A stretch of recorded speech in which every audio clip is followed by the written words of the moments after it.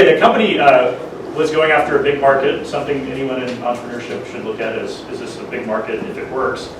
The second is, do you have a unique approach? So if you're going to be just the same as anyone else, who cares? You have to be 10x better on something, on price, on performance, on, in our cases, on power. So you have to do all these parts. What I didn't realize, is, especially as a software person, was to be in the processor business, you have to be a master of manufacturing also.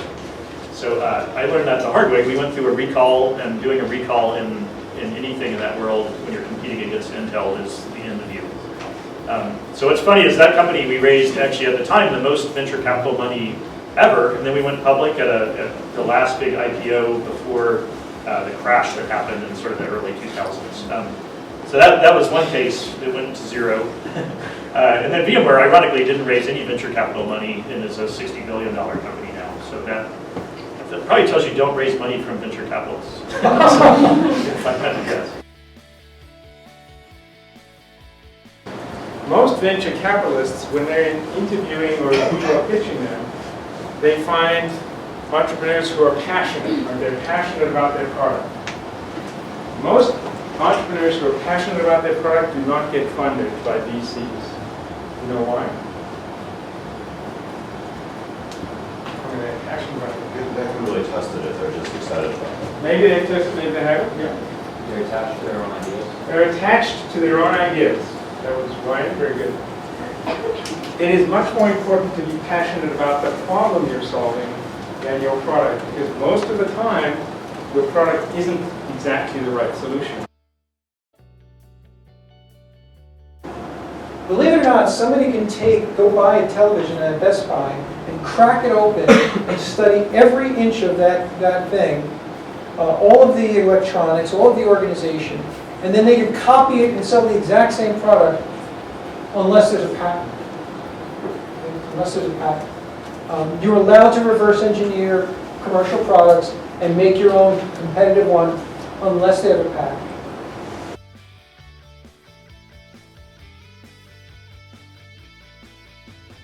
So there's two types of investors. There's those that come out of their own personal pocketbook and they have a lot of money available, and they don't have one of these cycles.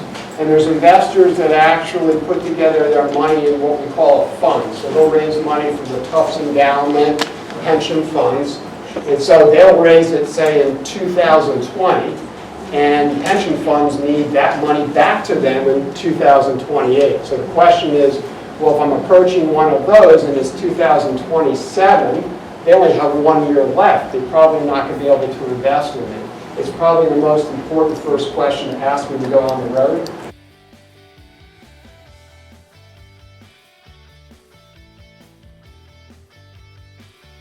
Sometimes it was nice to get fresh eyes on it outside of the ecosystem that might have a completely different perspective on, instead of just a Tufts 100K application, a pitch in general, or a slide deck. So that was helpful too.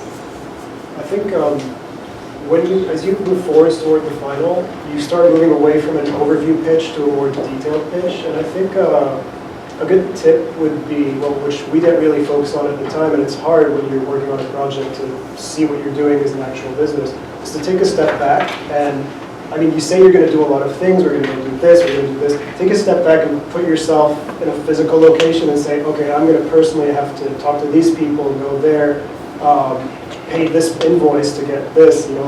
It's not as it's easy to say you're going to do things, but you want to make sure you have the right numbers and operational efficiency. You got to really imagine yourself there with the people around you who are resources to you, and how much you can actually do.